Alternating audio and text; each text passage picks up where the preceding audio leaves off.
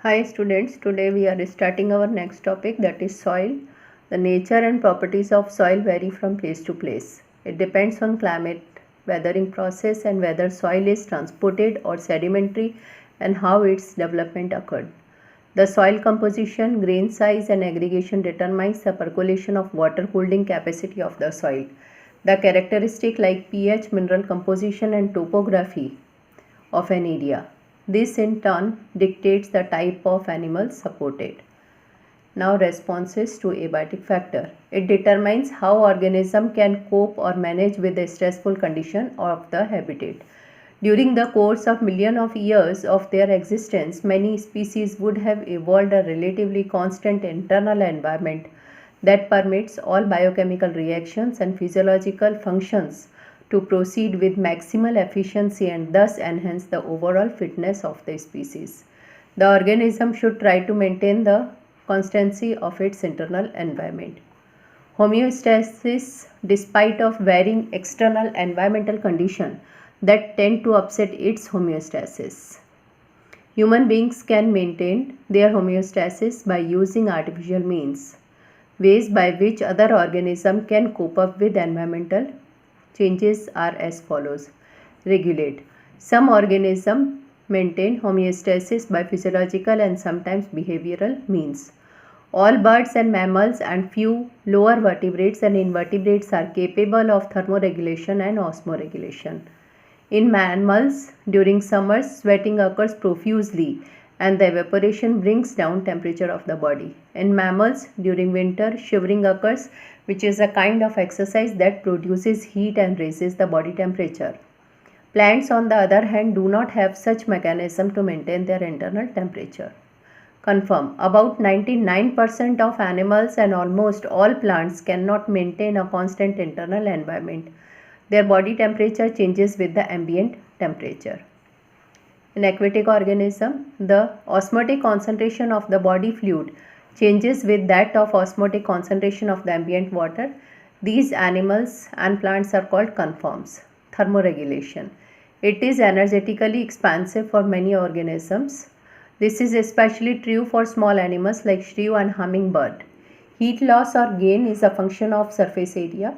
Since animals have a large surface area relative to their volume, they tend to lose body heat very fast when it is cold outside. They have to expend much energy to generate body heat through metabolism. This is the reason that very small animals are rarely found in the polar regions.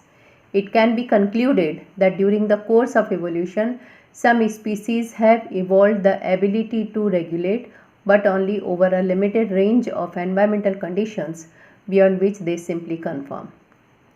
Now migrate. It is the temporary movement from a stressful habitat to a more hospitable area when the stressful period is over. Many animals, particularly birds, during winter undertake long distance migrations to more hospitable areas. Every winter, the famous Keoladeo National Park in Bharatpur, that is Rajasthan, hosts thousands of migratory birds coming from Siberia and other extremely cold northern regions every winter. Now suspend. Under unfavorable conditions, bacteria, fungi and lower plants slow down their metabolic rate and forms a thick walled spore to overcome stressful condition. These spores germinate under onset of suitable environment. In higher plants, seeds and some other reproductive structures serve as mean to tide over period of stress. They reduce their metabolic activity and undergo dormancy. Some animals which fail to migrate might avoid the stress by escaping in time. For example, bear undergoes hibernation during winter. Some snails and fishes undergo aestivation to avoid summer-related problems. During unfavorable conditions, many zooplanktons in lakes and ponds enter diapause, that is a stage of suspended development. This we have studied already in last topic. This is internal level, external level, conforms, regulator and partial regulators. Now adaptation. Adaptation is any attribute of an organism, that is morphological, physiological or behavioral, that enables the organism to survive. Many adaptations are there. Adaptation in kangaroo rat. The kangaroo rat in Northern America desert is capable of meeting all its water requirements by internal oxidation of fat. It can concentrate its urine so that minimal volume of water is used to expel excretory product. Now adaptation in desert plant. They have the thick cuticle on their leaf surface and have the stomata arranged in deep pits of the minimize water loss through transpiration. They have a special photosynthetic pathway that enables their stomata to remain closed during daytime. Some desert plants like Opuntia have no leaves. They are reduced to spines and photosynthesis occurs in flat stems. Adaptation in mammals. Mammals from colder climate generally have shorter ears and limbs to minimize heat loss, and this is called Allen's rule.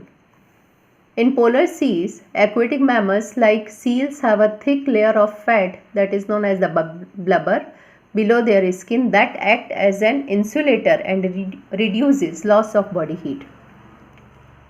Now adaptation at high altitudes in human. At high altitudes, places like Rohtang Pass near Manali and Mansarovar, Tibet, people suffer from altitude sickness. Its symptoms are nausea, fatigue and heat palpitation. This is because at low atmospheric pressure of high altitude, body does not get enough oxygen. The relief occurs gradually due to the acclimatization. The body cope up with this low oxygen stress by increasing RBC's production, decreasing the binding affinity of hemoglobin, increasing the breathing rate. Now adaptation in desert lizard. They absorb heat from the sun when their body temperature drops below the comfort zone. They move into shade when the ambient temperature starts increasing. Some species burrow into the soil and escape from above the ground heat. Today, whatever I have taught you, I am sending you its PDF. Thank you.